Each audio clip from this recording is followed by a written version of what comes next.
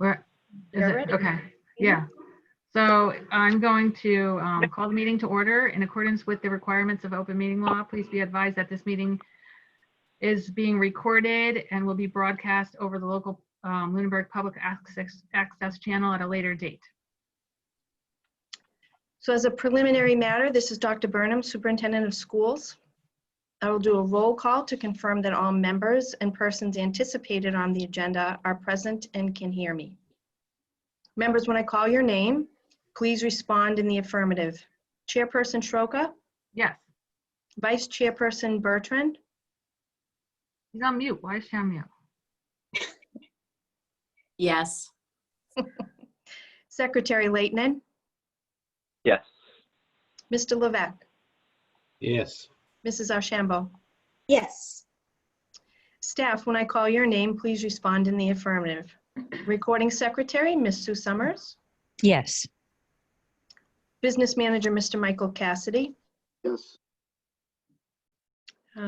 Director of Facilities and Grounds, Mr. Londa, I do not see with us yet. Lunenburg Middle School Principal, Mr. Tim Santry. Yes. And Extended Day Program Director, Tammy Perry. Yes. Okay, I'll turn it back over to you, Mrs. Schroka. Okay. Good evening. I'll repeat that. In accordance with the requirements of open meeting law, please be advised that this meeting is being recorded and will be broadcast over the Lunenburg public access channel. And is it streaming live on Facebook? It is not. It is not streaming live on Facebook. And this meeting is of the Lunenburg School Committee is being conducted remotely. The town of Lunenburg, in response to the COVID-19 coronavirus, is currently following the guidance from the Lunenburg Board of Health, Massachusetts Department of Public Health, and the CDC regarding the virus and steps communities can take to prevent the spread, and all town facilities are currently closed to the public. In accordance with the governor's order suspending certain provisions of the open meeting law, GLC 30A subsection 20, all public meetings are being conducted remotely. The order, which you can find posted on the town website on the COVID-19 Information Center page, accessed through the town manager's webpage, allows public bodies to meet entirely remotely so long as reasonable public access is afforded so that the public can follow along with the deliberations of the meeting. Ensuring public access does not ensure public participation unless such participation is required by law. This meeting will feature public comment. For this meeting, the Lunenburg School Committee is convening by telephone conference via Zoom app, as posted on the town's website identifying how the public may join. Please note that this meeting is being recorded and that some attendees are participating by video conference. Accordingly, please be aware that other folks may be able to see you, and take care not to screen share your computer. Anything that you broadcast may be captured by the recording. We are now turning to the first item on the agenda. Before we do so, permit me to cover some ground rules for effective and clear conduct of our business and to ensure accurate meeting minutes. I, Heather Soroka, the chair, will introduce each speaker on the agenda. After they conclude their remarks, the chair will go down the line of members, inviting each of them to provide any comment, question, or motions. Please hold until your name is called. Further, please remember to mute your phone or computer when you are not speaking. Please remember to speak clearly and in a way that helps generate accurate minutes. For any response, please wait until the chair yields the floor to you and state your name before speaking. If members wish to engage in colloquy with other members, please do so through the chair, taking care to identify yourself. For items with public comment, after members have spoken, the chair will afford public comment as follows. The chair will first ask members of the public who wish to speak to identify their names and addresses only. Once the chair has a list of all public commentators, I will call on each by name and afford 3 minutes for any comments. Finally, each vote taken in this meeting will be conducted by a roll call vote. I just wanted to say congratulations to the class of 2020. Today was really their last day of activities, and there was a wonderful motorcade. I wanted to thank the Lunenburg Police Department, the Fire Department, Mr. McGrath, Mrs. Lezik, and Mrs. Hyatt for coordinating all of that. It was a lovely day. The weather was perfect, and I think the seniors really enjoyed their send-off today. So let's start with the presentation of the retiree recognition. All right, this evening, we are going to be honoring retirees. Mr. Michael Hannigan, English Language Arts teacher from Lunenburg High School, in recognition of 33 years of valuable service to the students and community of Lunenburg. Suzanne Barney, paraprofessional and extended day staff, TC Passio School Building and the Lunenburg Primary School, in recognition of 32 years of valuable service to the students and community of Lunenburg.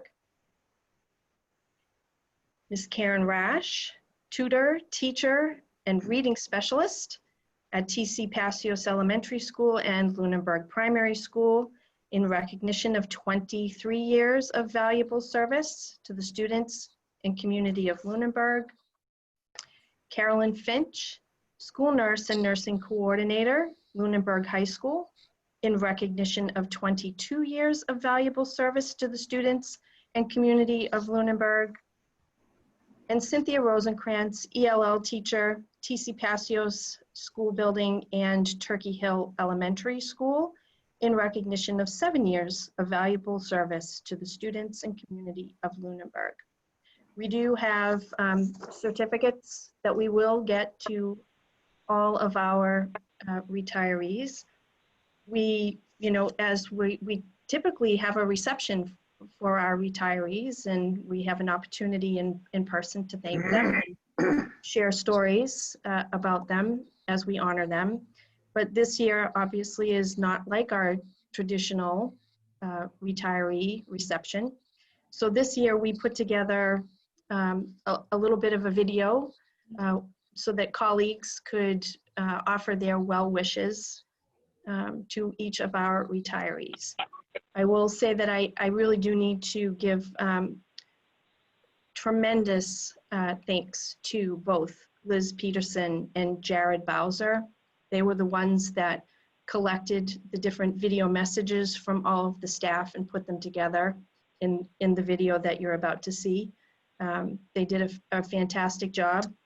I will say there is a message that is narrated towards the end of this video, a message for me actually, but you won't recognize that it's for me because there's a deep male voice that's narrating the message. So something to watch for in this video. And let's mention, we're going to mention that Jared is a student. He is a student, and he volunteered to help in this endeavor. So honestly, he did a great job. I understand that he was the one that selected the voice for the narration of my message to the retirees. So let me share the screen.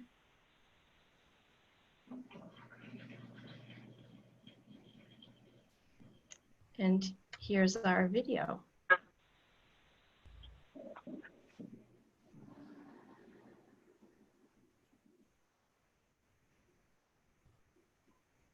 I can't hear it. Yeah. You can hear it?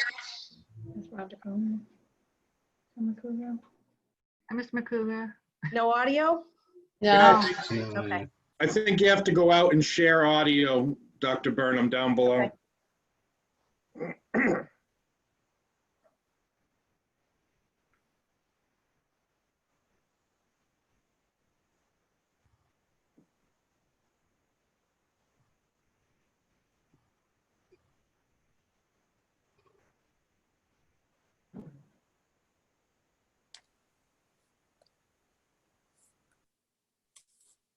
All right, let's try this again. Yep. Got it.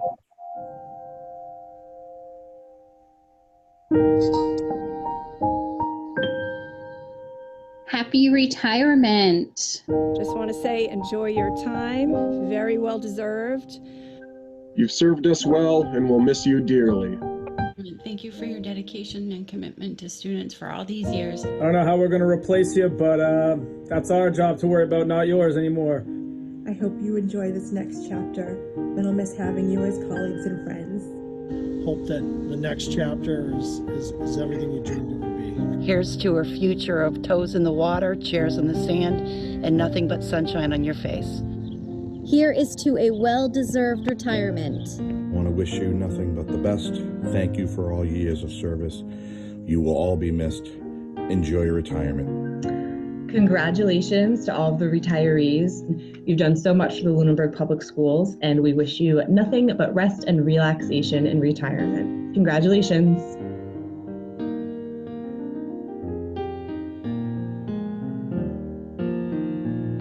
Congratulations, Carolyn. And Carolyn, thank you for curing my migraines for the last 20 years. Carolyn, it's been true honor working with you. Thank you for teaching me CPR and answering all my questions. Hi, Carolyn. I want to congratulate you on your retirement and read you a poem. It's called A Nurse's Prayer. Let me dedicate my life today to the care of those who come my way. Let me touch each one with healing hand and the gentle art for which I stand. And then tonight, when day is done, let me rest in peace if I helped just one. I want to say thank you to you for everything that you've done for me. You got me through one of the hardest days of my life and have always there for me. You have always given me love and support throughout these last 5 years. I've learned so much from you and look up to you, and I'm going to miss you very much. I hope you enjoy every minute of retirement. Best wishes.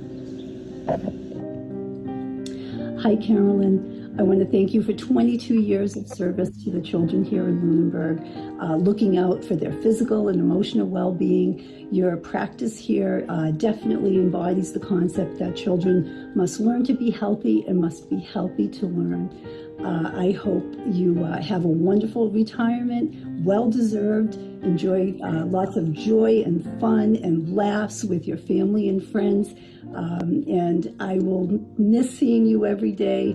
And for the last time, my friend, that's a wrap. Congratulations, Cindy. Cindy, I'll miss your warm greetings in the hallway. You are truly passionate about what you do, and congratulations. Hi, Cindy.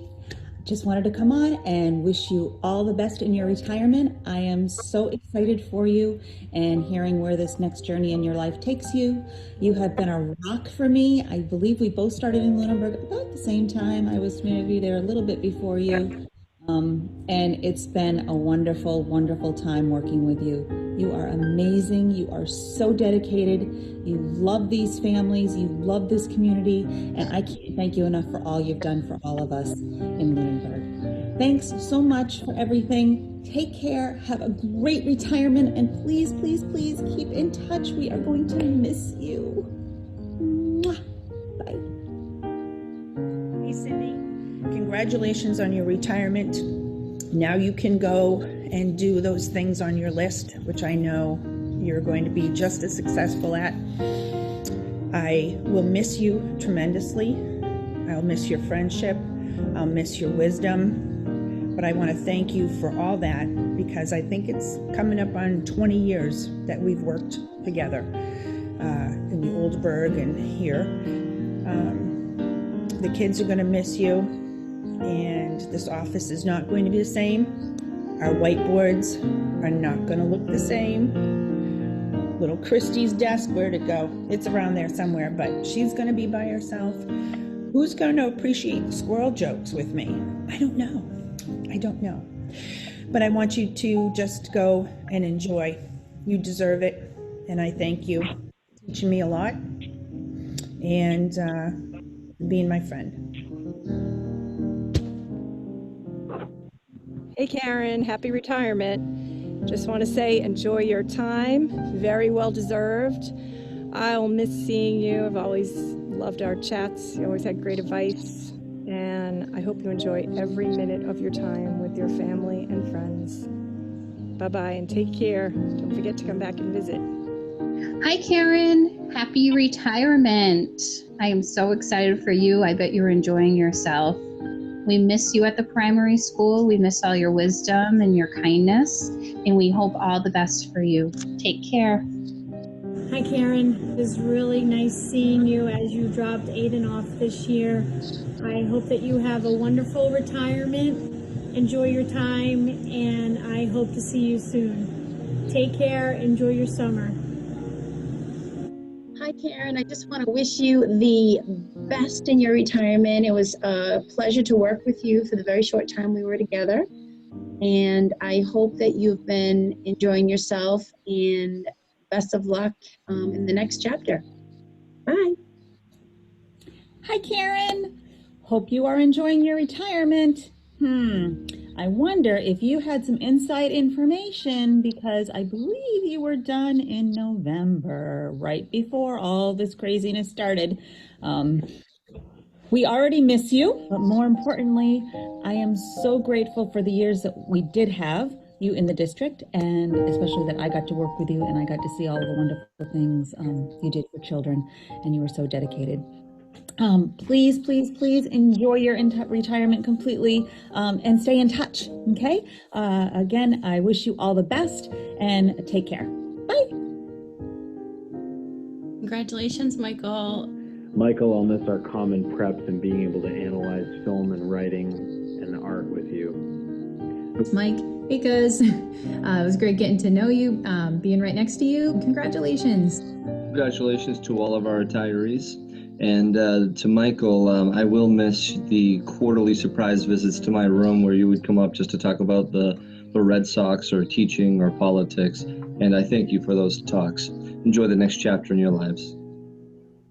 Susie, congratulations on your retirement. Sure, and we are going to miss you so much. Thank you so much for your service to the children of Lunenburg over the 33 years of you working in the school.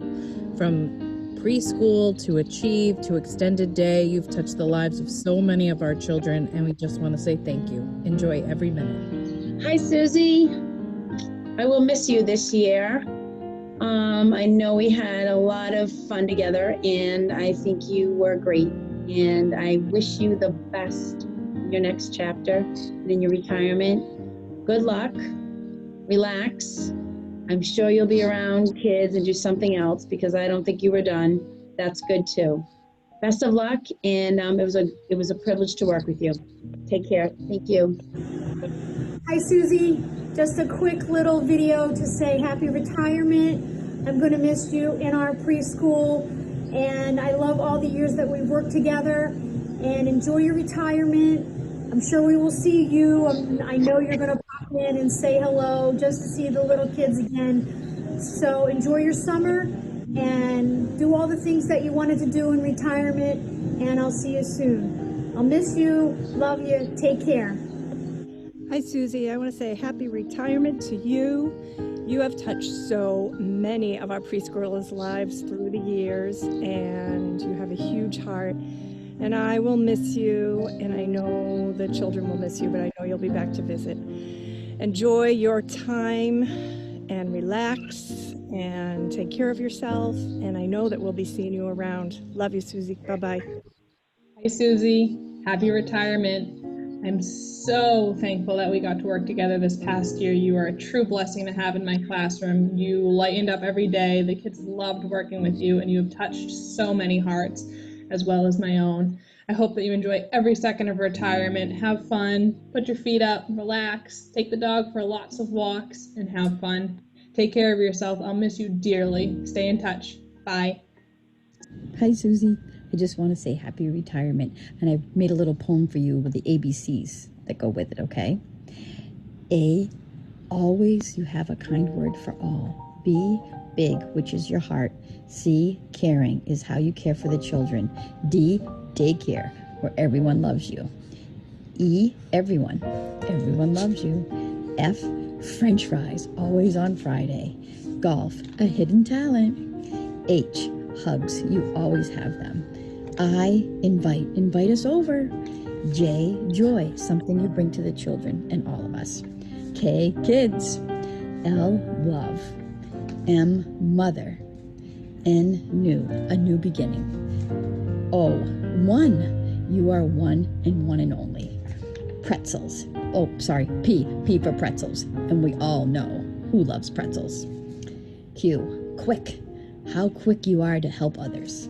R, retirement, yahoo! S, seriously going to miss you. T, time, lots of it. Now you may be able to take up golf again. U, unmatched, your teaching skills. V, value, can't place a value on you. W, wine, a drink to toast to you. X, Xerox, no more copy machine. Y, you are you. Z, Zoom, zoom along to fun in the sun, Susie. I love you and I miss you, and I'm sure I'm going to see you soon. Hello, retirees. I have worked with all of you over the years as a parent, employee, and friend, and I just wanted to wish all of you a long, happy, and healthy retirement with fun with family and friends and lots of footprints in the sand. Many adventures await you, and you have given so much to our district, and we have so much to thank you for.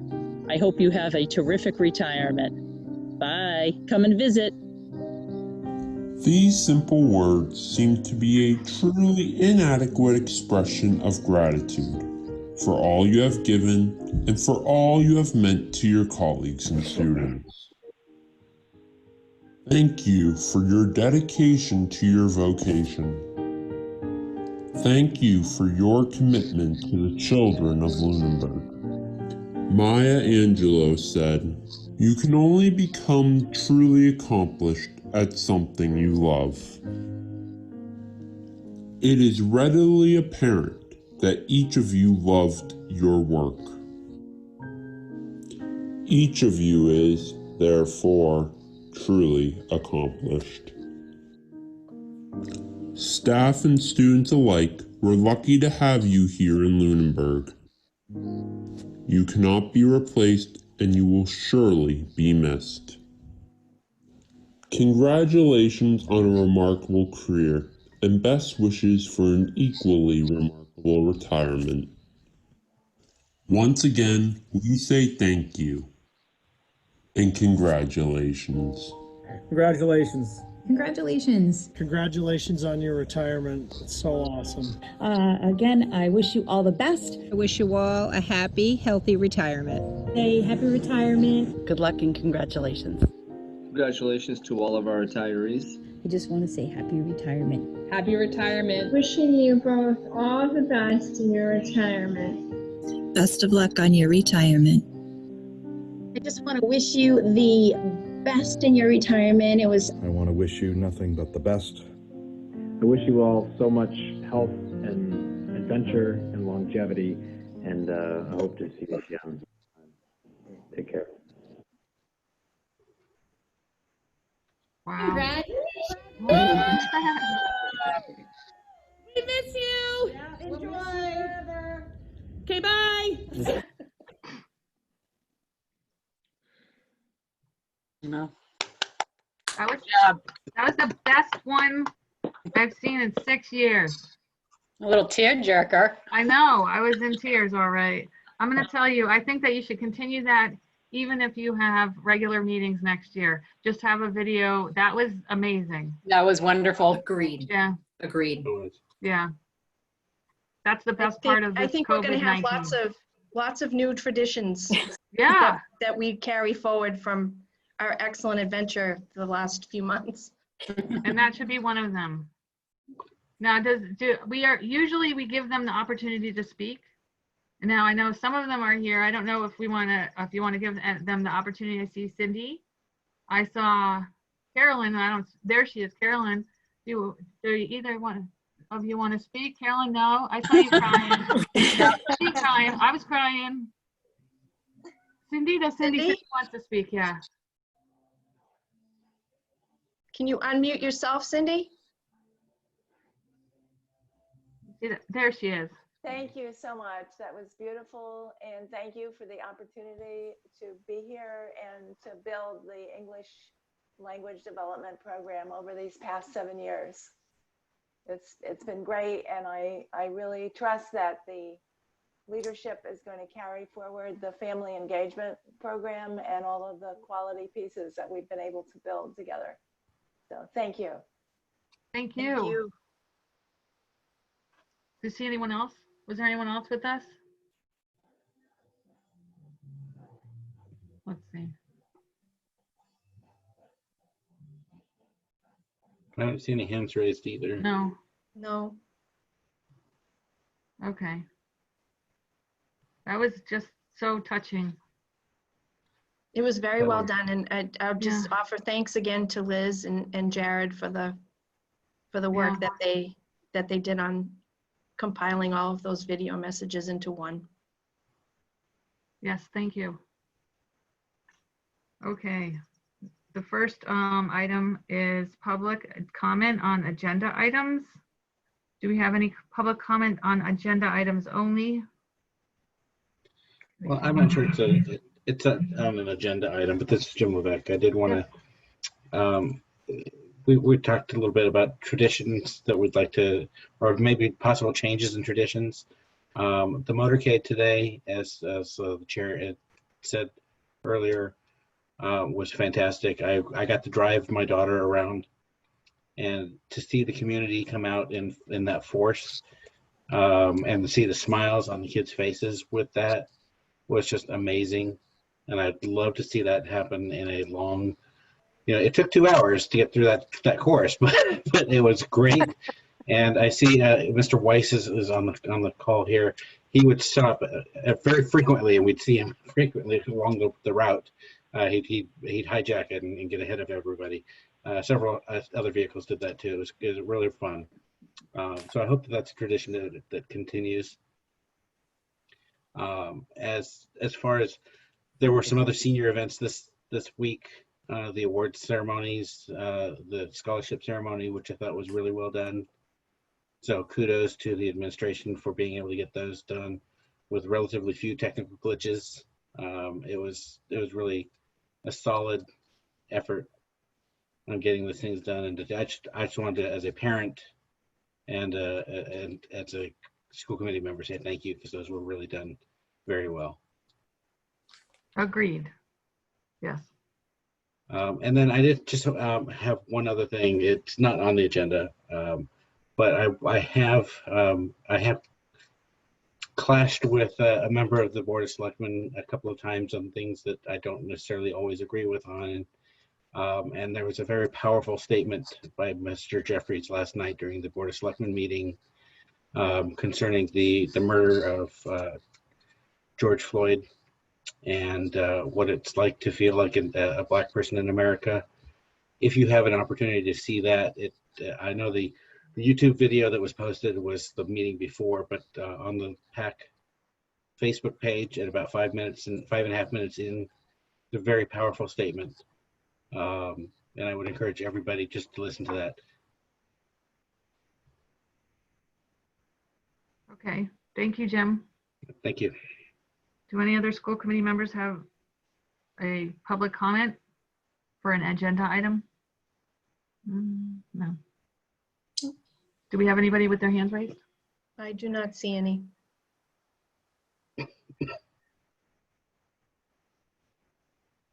Okay.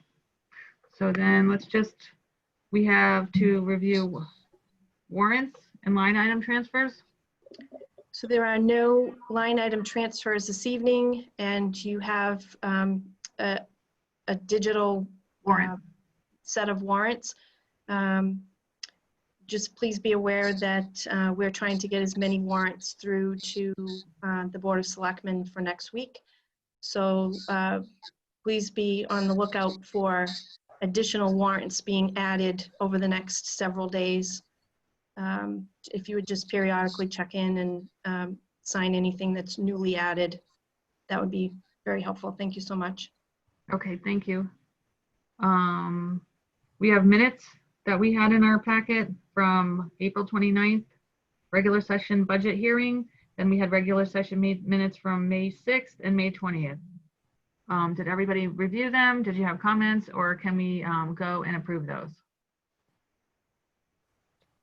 Anyone? I did read and approve. I would make a motion to approve the regular session budget hearing minutes from April 29th, as well as the regular session of May 6th and May 20th. Okay, a second. Carol? Hi, Leighton, second. Carol Archambault, I am calling on you. Yes, I will second that. Okay, all in favor, roll call vote. Mrs. Schroka? Yes. Mr. Levesque? Yes. Mrs. Archambault? Yes. Mrs. Bertrand? Yes. Mr. Leighton. Yes. Okay, we have a superintendent's report. We do. So I too would like to offer congratulations to our seniors. As was already mentioned, today was the senior motorcade, and typically the motorcade is largely limited to the area around campus, but this year it was made extra special. Many vehicles from our public safety department were not only escorting our motorcade, they were also a part of the motorcade. The motorcade route took the seniors throughout the town. They left Lunenburg High School at approximately 10 a.m. and returned. The first few cars started to return about 11:40. So they had It was long. They had a wonderful time touring town. Honestly, I was out on Mass Ave at the entrance of the middle high school drive, and it was really so much fun to see our students. It's been a long time since we've seen them, and it was great to see them happy. I also want to offer my thanks to both Chief Marino and Chief Sullivan for participating in making this a special and memorable event. I'd like to thank our class advisors, Mrs. Lizick, Mrs. Hyatt, for working tirelessly to make things special for the seniors this year, as they've lost so many of their traditions. And I also want to thank Mr. McGrath and Mrs. Scott for their obvious dedication to our students. They have worked so hard to find ways to make the ending of this year special for our seniors. I want to provide you a brief update on the Washington, D.C. trip. Both Mr. Santry and I have had conversations with Merchant Travel regarding progress on refunds and the need for communication with families.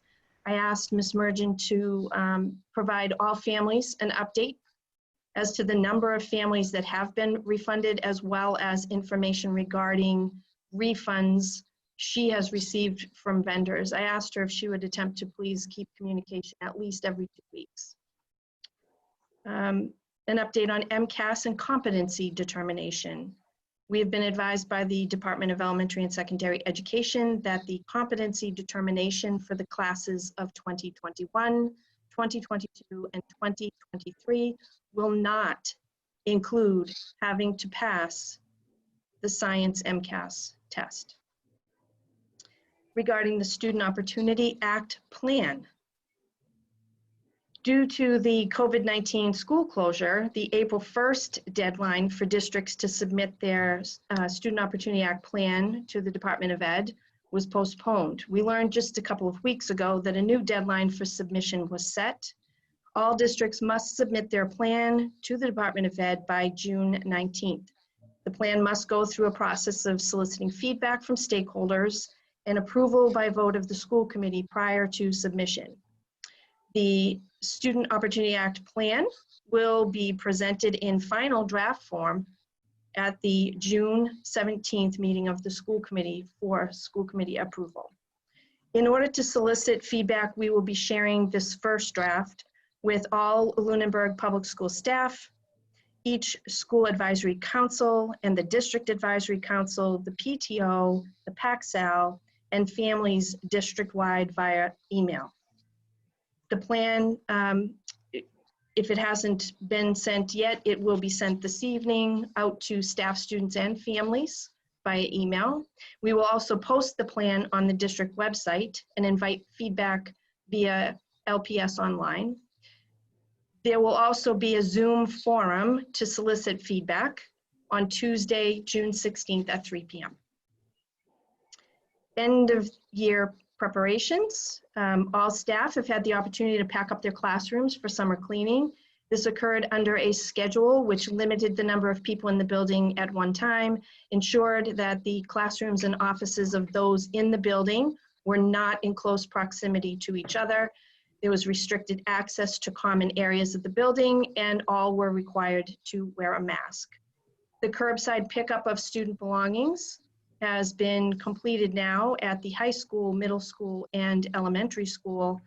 And pickup will be completed at the primary school by the end of this week. Actually, I think tomorrow might be the last day of curbside pickup. Chromebook collection. We will be collecting the Chromebooks and the iPads for grades pre-K through 8 that were distributed during this remote learning period, as well as all 8th grade devices that were issued at the beginning of the year. We will be collecting those the week of June 15th. Principals will be notifying the families of the date and time and location of the Chromebook or iPad drop-off for their specific school or grades. Summer programming, our special education department is developing a remote model for extended school year services this summer. Lifting of restrictions, town hall will be opening town offices to the public by appointment only beginning next week. We at the school department are working on a safety plan for administrators and secretaries to return to the campus.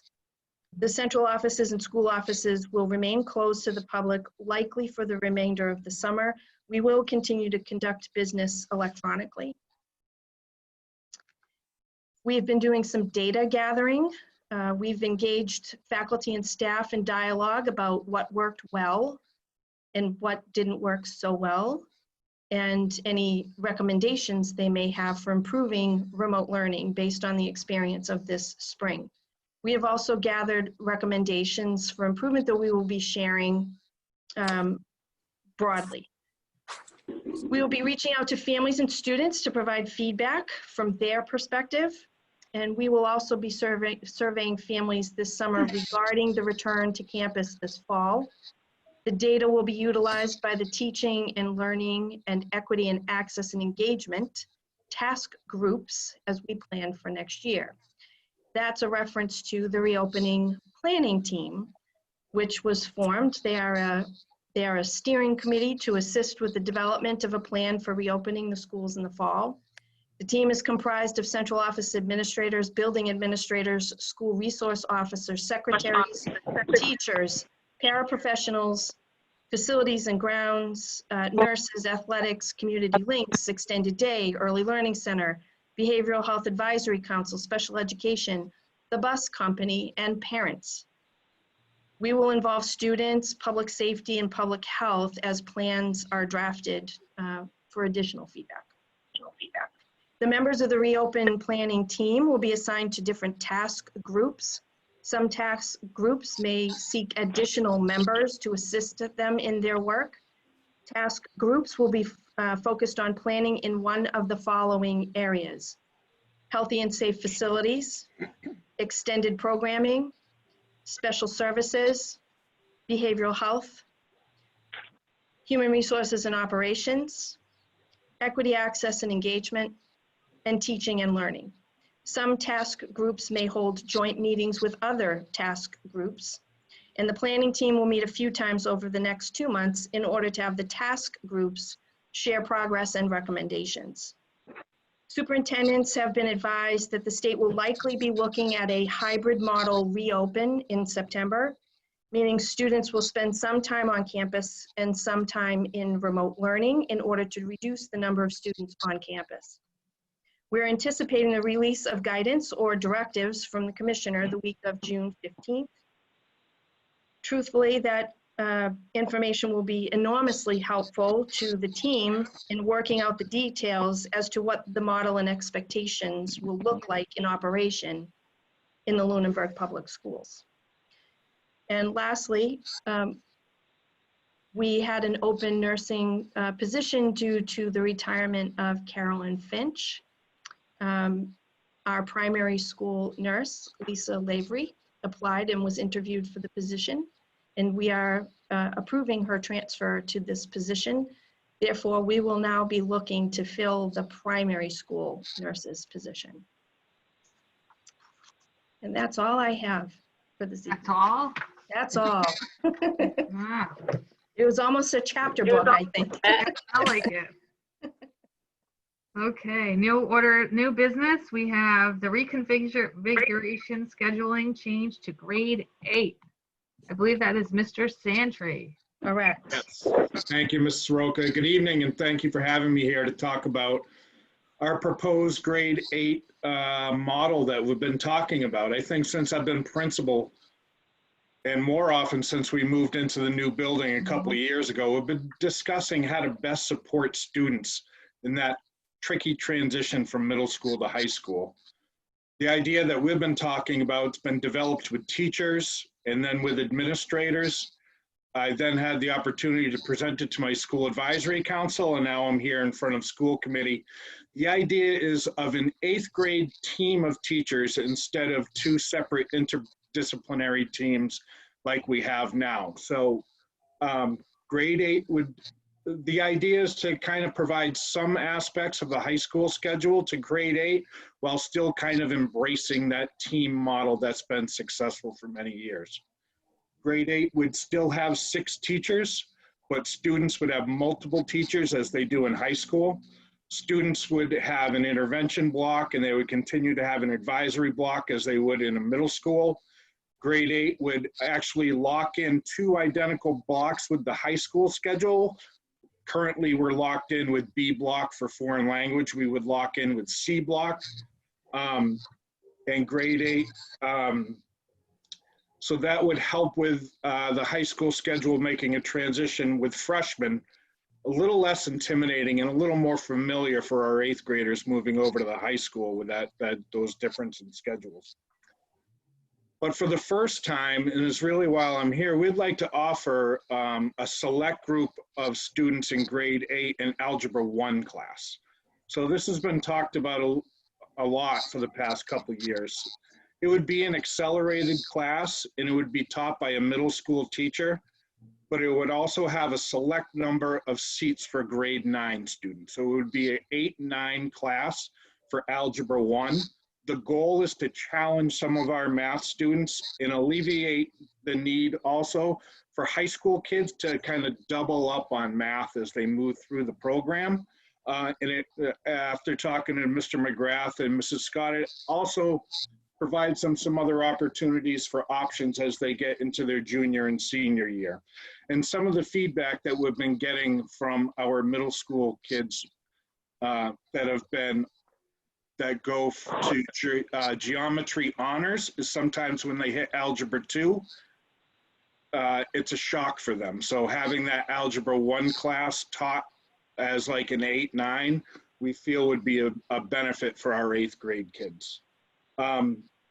There would be a strict criteria for participating in that class, which would include an opt-in for parents, because there's going to be an additional workload for students, because the Common Core standards that we need to cover in grade 8 aren't all covered in an Algebra 1 class. There'd be some geometry that they would have to also complete, and they would complete that during their intervention block. The grade 8 teachers would still function as a team. They would meet regularly to common plan and create common experiences and complete child studies on how to best educate students. So we were hoping like this hybrid of 2 educational models is going to best help kids in their transition from middle school to high school. So that's a lot of information in a short amount of time, but I would love to answer any questions that anyone had. Oh, Mr. Sandfried, the double up that you're talking about is when they take Algebra 1 and geometry at the same time? Yes. That some of them do, so that they can jump up to Algebra 2 quicker, right? Yes. Okay, and those are usually advanced students anyway, or no? Those, yes. Okay. So this would provide the opportunity not to double up, but then provide different opportunities in high school to get to that trig or those other advanced Calculus. mathematics. Yeah. Exactly. Yeah, like calculus. Okay. Okay. And like I said, we want to start it off as a pilot with 8 to 10 of our students. In the pre-COVID-19, we had a criteria that we were going to follow. We had an entrance, kind of like a formative exam that we would give based on MCAS scores, teacher recommendation, and grades for 8th grade, 7th grade mathematics classes. And like Okay, I so said, I want to include parents in on this because it is going to be a Mhm. little bit of an additional workload. But I think differentiating for our higher end students is a place that we need to go to. I think that's a good opportunity for them. Locking in that additional C block with the high school too might present some opportunities down the road for different 8-9 classes. I know we had that wonderful opportunity to watch the mock trial presentation, and maybe we have some opportunities to do something like that with an 8-9 model. Agreed. Yeah. So when you do, you're going to still have them take an exam, but the MCAS won't be included, correct? Well, you'll be looking at the 7th grade MCAS for that? Okay. Yes. Yeah. Okay. Does anyone else on the school committee? Wendy has a question. Mrs. Bertrand.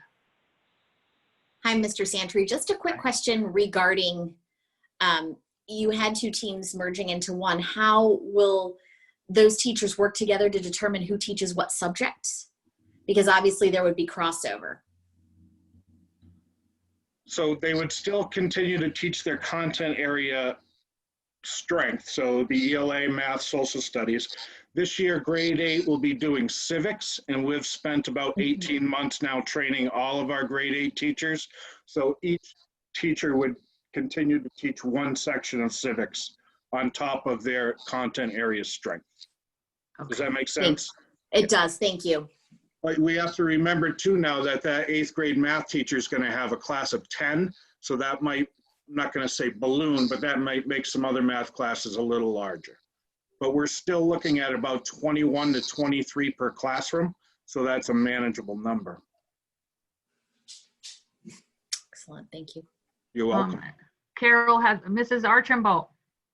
Yes, I think this is a great plan. I think it is, it's a wonderful thing that the high school and the middle school are together and beginning to see ways to utilize the 2 staffs and the timing and how we can move kids back and forth to their best advantage is a great idea.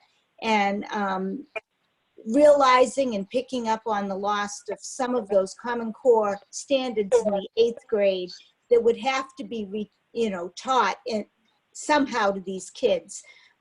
Good catch. Thank you. Anyone else? No? Thank you, Mr. Santry. So we need to approve this, correct? I think. I would like approval. Okay. So I'll take a motion from one of the school committee members. Anyone raise? Mrs. Bertrand. I make a motion to approve the new 8th grade structuring and format as outlined by Mr. Santry. Mrs. Archambault. I will second that. All in favor, a roll call vote? Mrs. Stroka? Yes. Mr. Levesque? Yes. Mrs. Archambault? Yes. Mrs. Bertrand?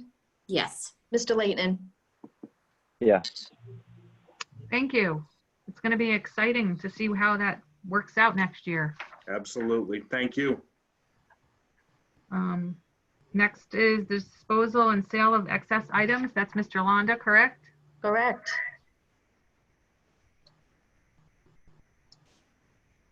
Mr. Londa. There he is. Good evening. Hi, Mr. Londa. So I have a short list of items that would like to declare as surplus. Almost all of these items are things that are district level items, so they're really not coming out of schools. They are things that the maintenance department no longer has needs for, or that have been accumulated over time. How we've gotten them in some cases is just they've been handed down to us. Either somebody brought them to the school and we've gotten them, but none of them really meet our needs currently. The very first item were some valves, butterfly valves with Belimo actuators. That was left over from the construction process of the middle school, high school. They were designed to be part of the mechanical plant for heating system. At the time of construction, they weren't needed. So we've got them because they were part of the construction process. But with 4 years in and operating the mechanical plant, don't see any need for them. It's like to kind of get those out. And the rest of the items are either various district level maintenance items or things that have said devolved to us from other means. The upholstered furniture on the list are things that don't have a fire rating appropriate for a school. Once again, the school department didn't buy them, but we have them. And most of these items are currently at the Pacios Elementary School. Should we have them declared excess, we will offer them to the town, although I don't expect the town to need any of these items. And then if the town doesn't need them, we'll put them up on an online auction system called MuniCBid and offer them out in an auction style. If they go, they might generate some revenue. That would go back to the general fund. If they don't, if we don't find any bidders on them, then we'll then dispose of the item. Does anybody have any questions in regard to the list on the memo? No? Okay, then I'll take a motion to accept this for disposal and sale. Mr. Levesque. I moved up the for Mr. Londa to declare these items as surplus material. Second. Mrs. Bertrand, you're on mute. Is she on mute? She is. Yes. Oh. Mrs. Bertrand. Okay. All in favor, roll call vote? Mrs. Schroka, Yes. Mr. Levesque, Yes. Mrs. Ashambo, Yes. Mrs. Bertrand, Yes. Mr. Leighton. Yes. Okay, great. Thank you, Mr. Londa.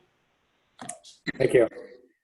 The next item is the recommendation for summer camp. I believe that is Mrs. Perry. Is that Thank correct? you. Hi, Mrs. Perry. Hi, thank you for having me. As in the memorandum I sent to the superintendent, I'm recommending the extended day summer program to be closed for 2020 due to the COVID-19 guidelines and restrictions and how they'll impact our ability to provide a quality program for this year with the elimination of field trips, group games and activities, sharing of toys, close interaction, water play, playground still to be determined to be open, among other things that are happening with the guidelines. A couple of them being that the kids have to stay in small groups with their face coverings in the same room with the same staff for the duration of the summer. They can't even go into another classroom throughout the day, and it'll just be very difficult to have a quality program because that's not what the program is all about. I just feel that just because of under the circumstances that I'm looking for approval to close for the summer. Okay. Superintendent, you agree with that, correct? I do. Mrs. Perry and I actually attended the Board of Health meeting this week, and they don't disagree with the position that we were thinking that we would have to make this recommendation this evening. We've been looking at guidelines as they have been coming out for anything that closely resembles a program involving children, and looking at, you know, the ways in which we would have to operate as Mrs. Perry has already outlined. It really won't be much of a program at all, quite honestly. The children will report here, but they would largely spend the day in isolation. And isolation, they'll be able to see other children. They won't be able to play with other children. And, you know, the program's supposed to be housed at, you know, the TCP building, and we don't have air conditioning in those rooms. The summer and inside those classrooms and even outside, there are many days that, you know, the weather is extremely warm, oftentimes very humid, and the children have to leave their masks on for the duration of their time with us. Some of them arrive at 7 a.m. and don't leave until 5:30 p.m. That's a long day to have to stay in a mask and really not be able to interact with their peers. As Mrs. Perry said, it's not how the program was designed. It was not the intention of the program, and we really don't think that it would be much fun or very much benefit really to the children. We understand that parents have been with their children 24/7 now for the better part of 3 months, and we would really like nothing more than to provide an opportunity to give the parents a bit of respite. And if there were a way that we could do that and still have it be engaging and worthwhile for the children, we would certainly do that. But we've thought about it, and I just don't think it's going to be anything remotely close to the program that we envisioned. No, I agree. So we need to vote on this. I think it's important to note too that unfortunately, if we're not running the program for the summer, that means at least a temporary layoff for some of the employees that are attached to the program. The hope would be naturally that we'll be able to run extended day in the fall when school reopens, and those folks would be recalled back to their positions. Okay. Keeping our fingers crossed. Yep. And toes. Yeah. So I'll take a motion to accept their recommendation to not have summer camp with the extended day program for 2020 summer. Anyone? Mrs. Archambault. I will. Regrettably, Yep. make the motion that we accept the recommendation that this summer's summer camp program not run due to the COVID-19 restrictions. Mr. Levesque.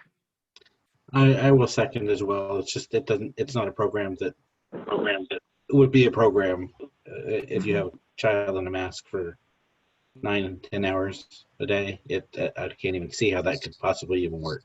No. So I would second the motion. Okay, we're gonna all in favor, roll call vote. Mrs. Stroka? Yes. Mr. Levesque? Yes. Mrs. Archambault? Yes. Mrs. Bertrand? Yes. Mr. Leighton? Yes. Okay, next is a donation. Better news. Thank you, everybody. Thank you, Mrs. Thank Perry. you. All right. Enjoy the rest of your night. Thanks, you too. So this evening we have several families who have offered to donate their lunch balance for their senior students. The Whitaker family, Levesque family, Hyatt family, Rivers, and Morse families have donated what would be a total of $247.61. Very generous. Agreed. So, they typically go to the highest balance? I think that that's something that, you could deliberate on as to how you would want to have this money applied. Okay. Any thoughts on how it should be applied? It's $247.61. What were you thinking, Jim?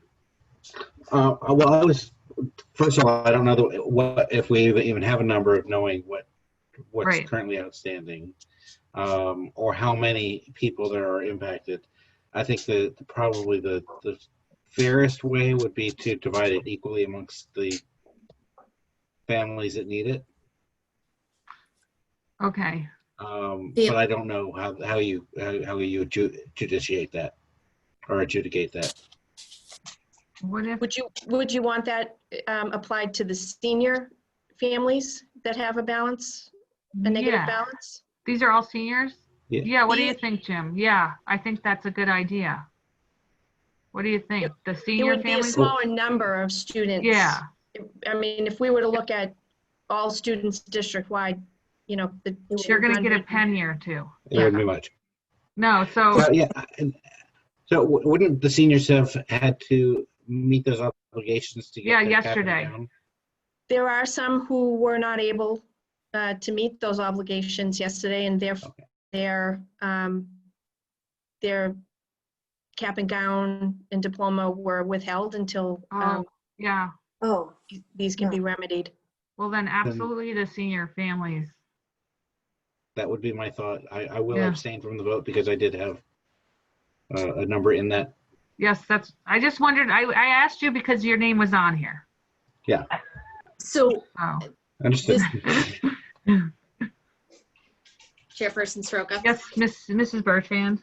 Yes, I think the idea of specifically those who had obligations that were unmet yesterday. So that's actually current seniors versus next year's. Yes. Only because you'd want to ensure that, you know, that all obligations were met from those who are leaving our school, I would think. Well, then they don't get their cap and gown. They don't have their cap and gown. Yes, or their diploma, and Correct. those are big things. So so that doesn't just mean lunch balances. That could be anything outstanding for the seniors, correct? Their obligations. Oh. Well, my intent for my donation was that it would cover lunch balances. Okay. Yeah. That was the intent of my request for the donation. I didn't realize that those balances were partially other. Well, it could have been something else. That's what I'm just pointing out, Class that twos, an obligation could have been more than the lunch balance, correct? Correct. Yeah. So, how many families in total, Chairperson Soroka? Or donated? Superintendent Burnham? That donated? Yes, was it 5? Well, it's 5 families, but 6 numbers. 5 families, 6 students. Because of there's a set of twins. But all seniors. Yeah. Yes. Yeah, all seniors. So perhaps dividing up among the highest 5 or 6 balances remaining? In the senior class, for the class of 2020. It's a thought. And then any leftover then would go to, you know, generally to the next highest, because I don't know what's left for lunch balances among the class of 2020. But then anything remaining could go to the next highest balances. Well, can we accept this and then have you check into the senior obligations? And then we can talk about it next week or the next meeting. That way we know the numbers. Yeah. Good idea. That's very good. And what what it was for, lunch, something else. Yep. Does that work for everyone here? Yes. Okay. So I'll take a motion to accept the donations with gratuity, and then at the next meeting, we'll decide how to disperse them, because we'll have more information. Okay. Take motion. Mr. Leighton. I'll make a motion to accept the donations with gratuity. I'll take a second. Mrs. Archambault. I would be happy to second that. All in favor, roll call vote. Mrs. Stroka? Yes. Mr. Levesque? Oh. Abstain. Abstain? Yep. Mrs. Archambault? Yes. Mr. Leighton? Yes. Mrs. Bertrand? Yes. Thank you for that very generous donation. Yes. Yes. Okay, and next item of business is the exemption to the hiring freeze so that we can post some positions. Mr. Cassidy, you are on mute. Okay, now he's not. Hi, everyone. Tonight, for your consideration, there are 3 positions that are being presented to you for the exemption, the temporary exemption to the hiring freeze. So currently, the town of Lunenburg and the Lunenburg Public Schools are currently under hiring freeze. Right now, we've got three positions that we are presenting to you for consideration for the HR office to post. The first position is a technology assistant position, and this is a Jordan, one of our technology staff members, took the school. Hold on a second. Let me get the position correct. The school technology coordinator position that was posted a few weeks ago. So that was a promotion for him. Oh, and we'd like to present his position. And once again, this is a critical position involved in a lot of the rollover during the summer, a lot of the transferring of the Chromebooks. So we're looking to post that position. In the FY21 budget, there are three student custodian positions in the budget. Right now, we're looking just to post one of them part-time, and it'll likely end up at the high school to do various positions. We've identified some key roles, probably not enough to do 40 hours a week, but if that position is budgeted and approved at town meeting, we would like to appoint someone to fill those part-time duties. We do have a challenging summer, just getting ready for the fall sessions.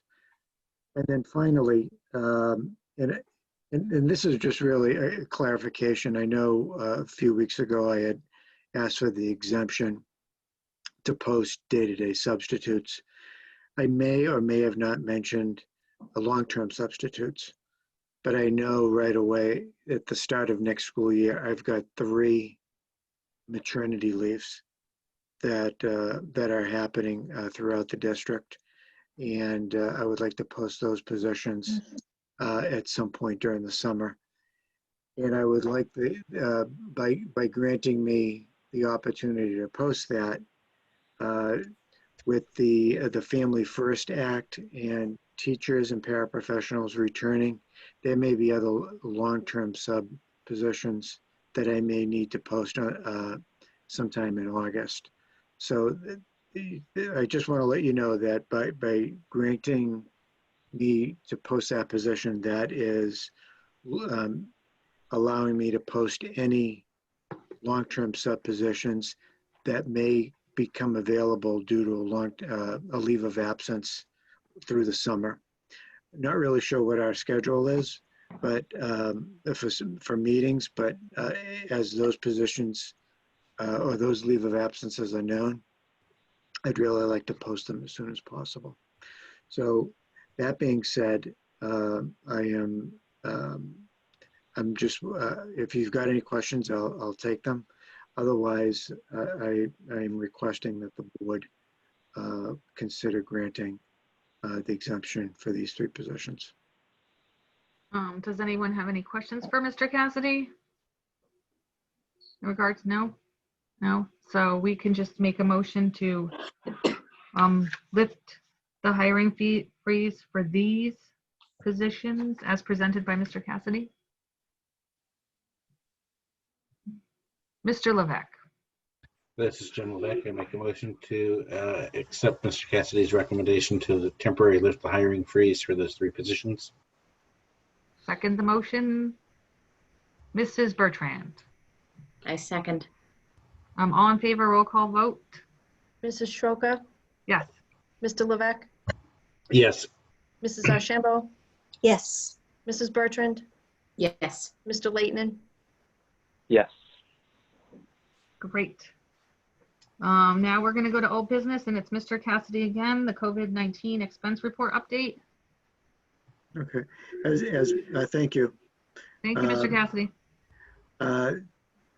As we had discussed about a month ago, I'll be providing updates on some of our expenses related to the pandemic. and the district's response to our expenses. So for some, okay, here we go. The just to give you an update, we've got about under facilities and grounds, $10,584 of expenses that we've incurred so far to address safety needs. One thing that I did not include is I've got another $1,900 that Mr. Londa has ordered supplies, which we haven't received and we haven't been billed yet. So it's on order. We're anticipating getting some panels for our office spaces, hand sanitizers, about 15 cases, and some additional plexiglass, specialized plexiglass that'll be used in various offices. So that is another $1,900. It doesn't appear on that because we haven't received it yet, and we're using current POs. So it's $19,584 and approximately $1,950. So as soon as we get those items, I'll include those in the next report. Next is the school lunch program. The expenses for the grab and go at this point, what we've been billed is approximately $10,287.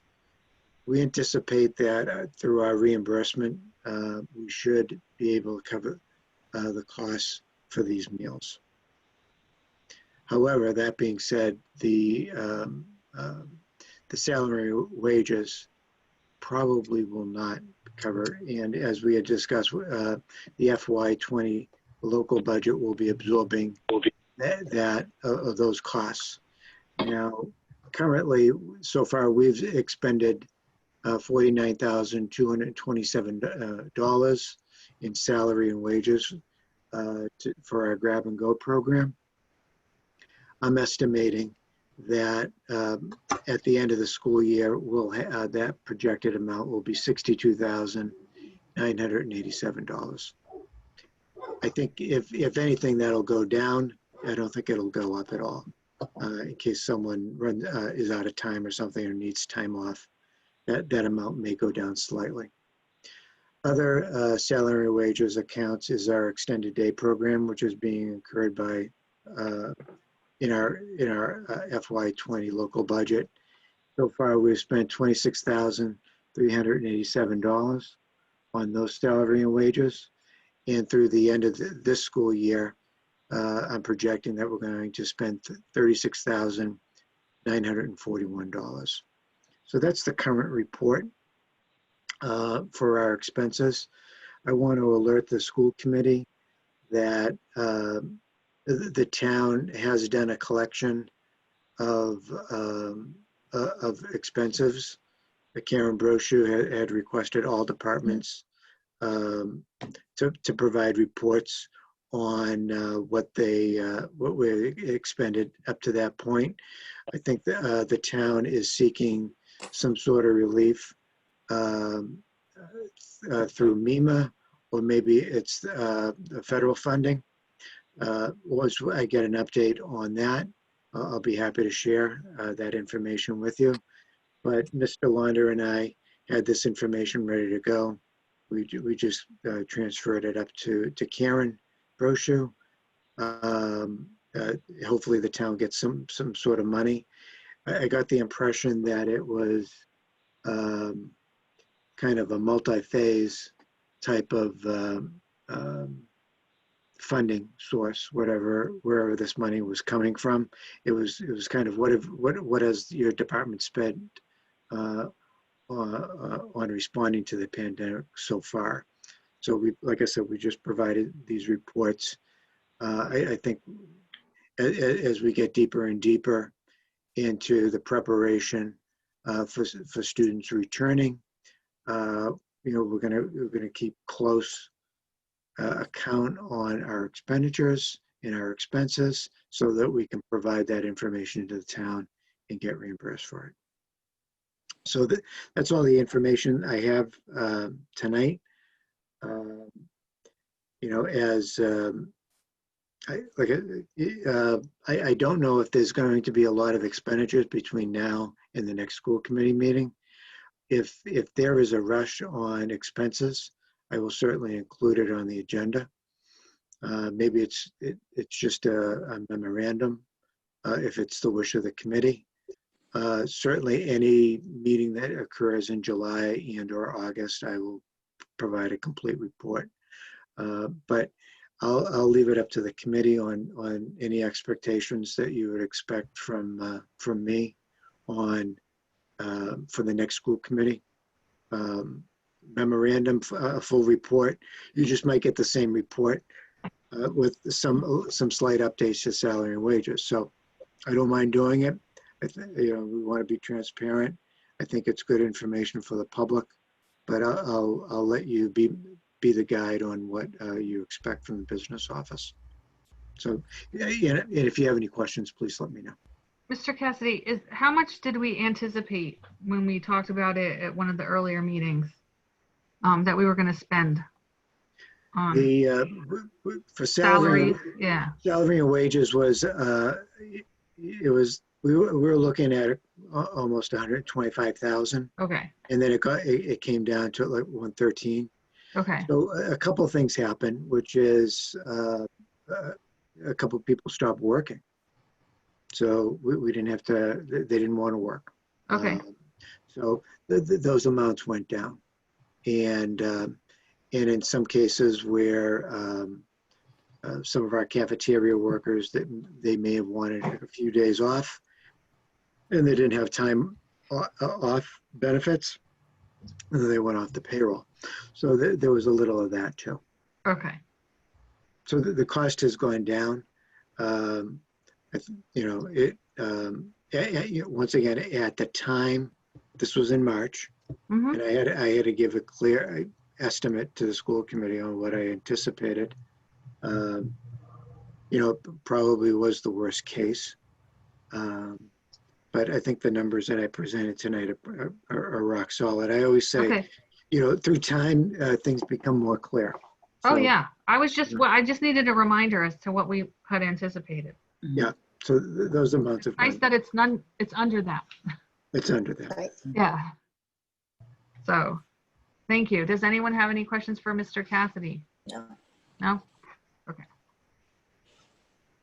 Okay then. Thank you, Mr. Cassidy. Okay. Thank you, everyone. So the next item is a report FinCom from Mrs. Archambault. Carol? All righty. The Finance Committee met on the 28th of May.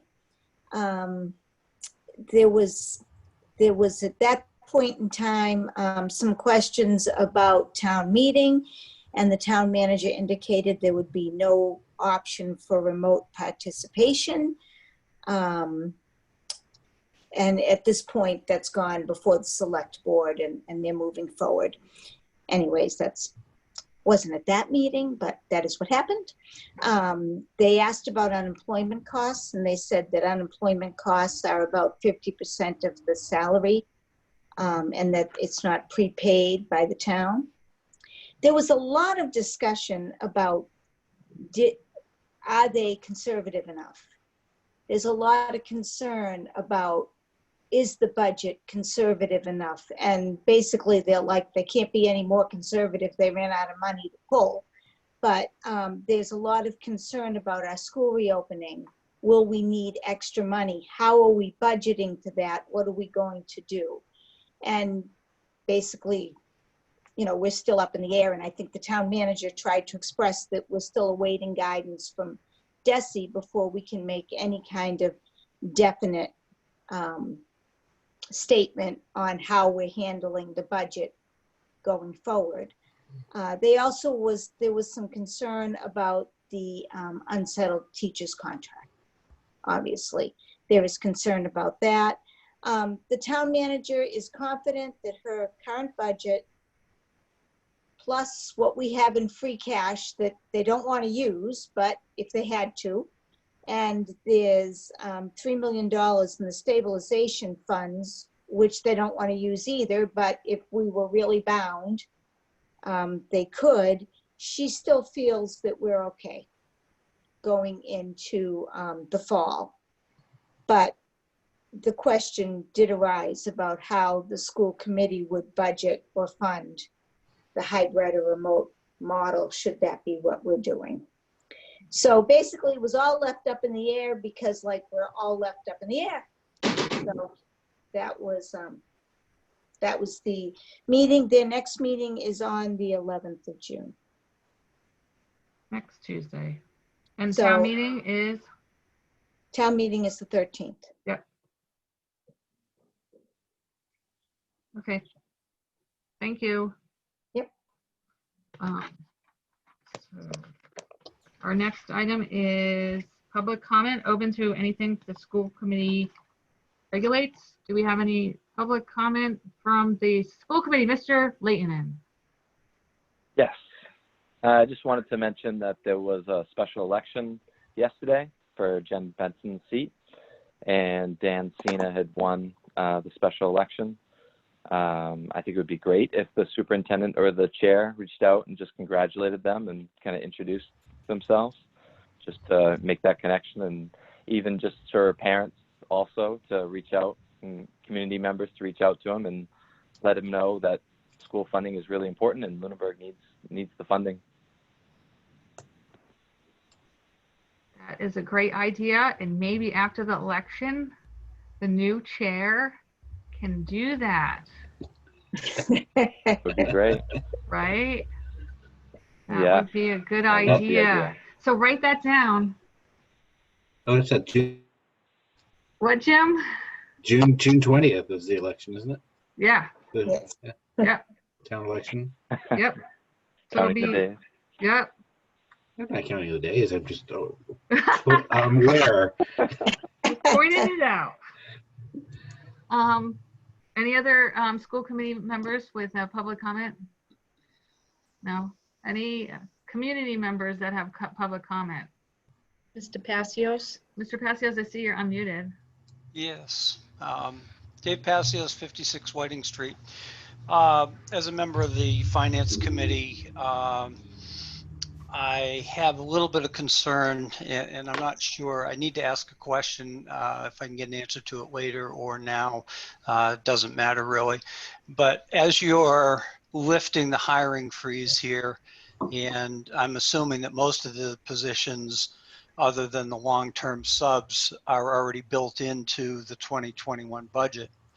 My concern is that to meet the reduced budget that the town manager gave you guys, you eliminated all funding for salary reserve.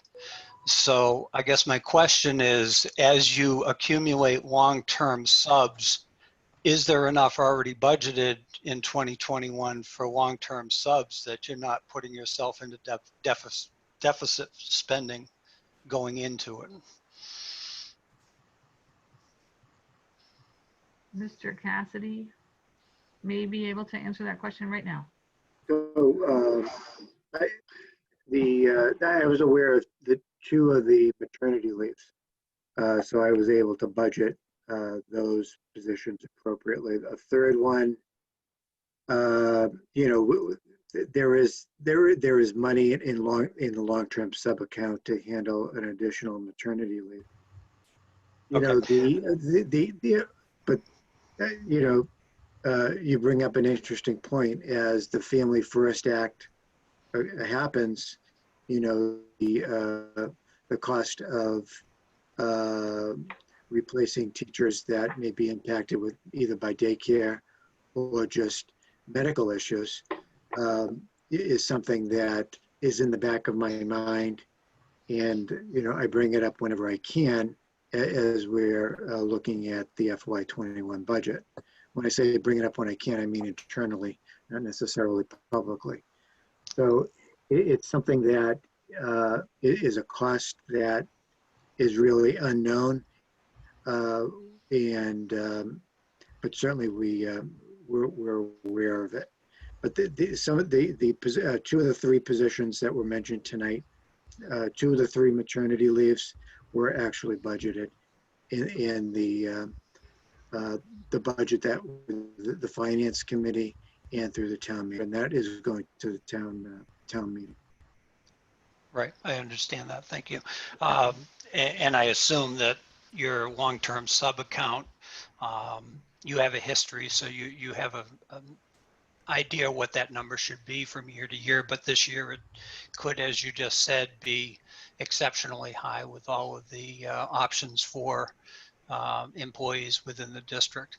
It's just my concern that, to meet the dollar amount, and from our discussions at the last finance committee meeting, I was reminded that this was the first year that you were going to have a salary reserve account. So removing it brought you back to where you've been other years, but you've also have not had, going into a fiscal year like this, a pending contract that had not already been negotiated ahead of time. So I just caution that there could very possibly not be money to cover deficits in November. And that's what the finance committee is looking at, that holding off on appropriating any dollars that we could put into reserve and look at it in November and appropriate them then if we see it's appropriate. Thank you. Thank you, Mr. Passios. Do we have any other public comment? Do you see any? No.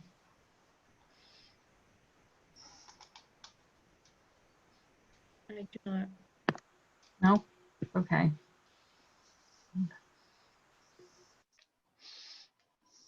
Okay then.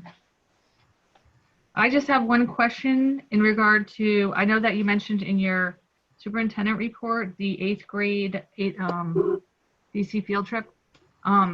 You had asked her to send out an email every 2 weeks. So I'm just wondering when the 8th grade parents can expect her next one, because I believe the last one was several weeks ago.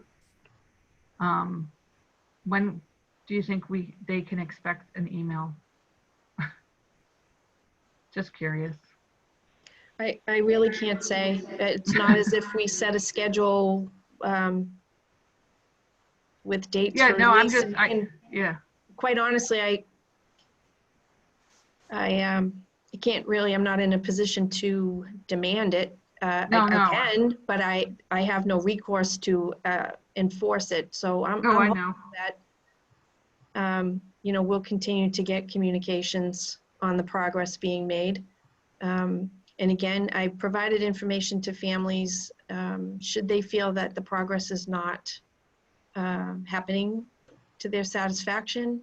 They do have recourse through the Attorney General's office. They can file a complaint. And they have. It's my understanding that there was that the AG's office was going to be looking into it. Yep. A week ago. Yeah. So I don't know they haven't informed us. They're working on behalf of the consumer. I have not heard any results of what may or may not have happened. Well, they would contact the merchant travel, and merchant travel doesn't have to cooperate at all, is what the Attorney General said. Mm-hmm. So there might be nothing. And some of the I don't know. So I was just curious if you had any idea, since you spoke with her, that she had any plans to send out an email in the near future or not. No, because when I had spoken with her, it was actually a bit more than the two weeks until the first follow-up communication came out. So apparently maybe we're not going to see it strictly every 2 weeks. It might be every 2.5 to 3 weeks. We can continue to check in. It's the same message every time we check in. Right. Okay, so in going forward for next year, I assume that you're still planning to have the kids go to DC if they can next year. So Mr. Sandry may want to weigh in here as well. We're not feeling very confident that it's appropriate to start planning for a trip to DC. Okay. You know, typically, Mr. Sandry indicated that, you know, it's more than a year's time. Yeah. In advance planning, and typically the travel agent begins the planning ahead of the fall meeting with the families. But we did ask Merchant Travel not to initiate any planning for a May 2021 trip just yet. Are we still planning on using her for the next DC trip? That has not been decided at all. Okay. I would say that, you know, districts across the state and really likely across the country were having challenges with all travel agents, large and small, in terms of their policies and returning deposits. I know that the Attorney General was involved, and EF Tours, as a result, agreed to pay another $1 million, I think, in returned deposit money to other districts. That $1 million would have been over multiple districts that were planning to travel with EF. So I don't know that there's a fail-safe travel agency option. I think that these circumstances were, you know, fairly unique. Hopefully not to ever be repeated. But again, I don't think that we're feeling confident enough right now to move forward with any planning for May of 2021. Mr. Sandry, do you want to have a comment on that?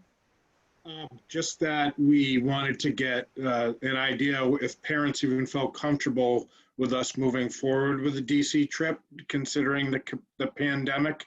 We didn't know if there'd be enough interest or what the health situation would be.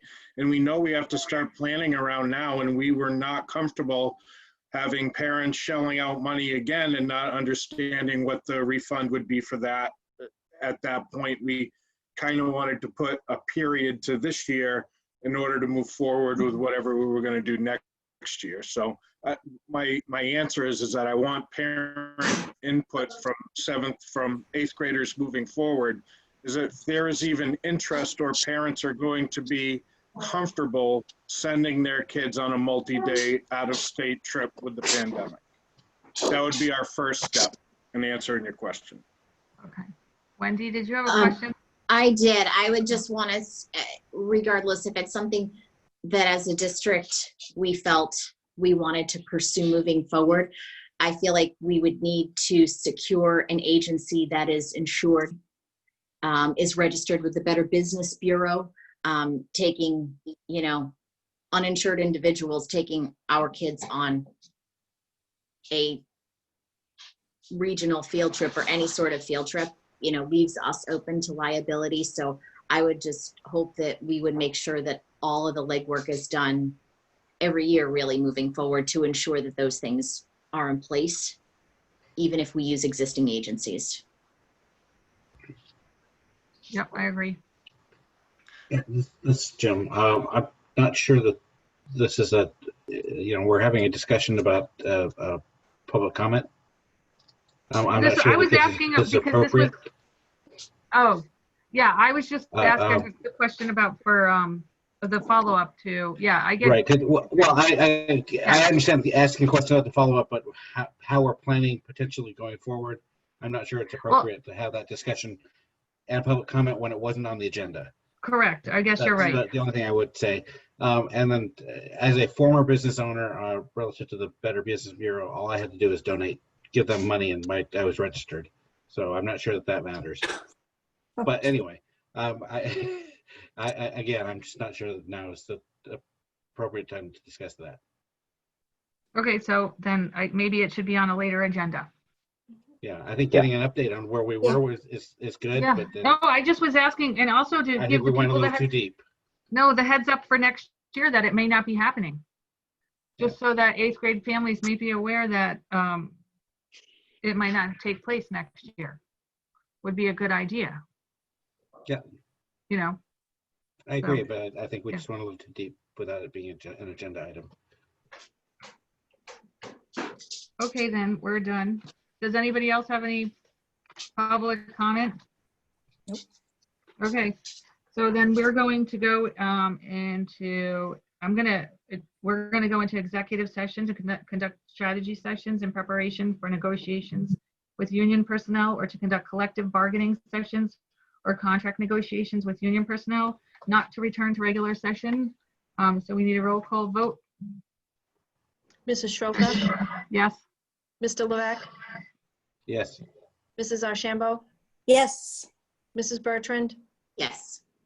Mr. Leighton? Yes. Okay, we're gonna log off of this one and go on to the other. Thank you. Thank you. Thanks, everyone. Thank you.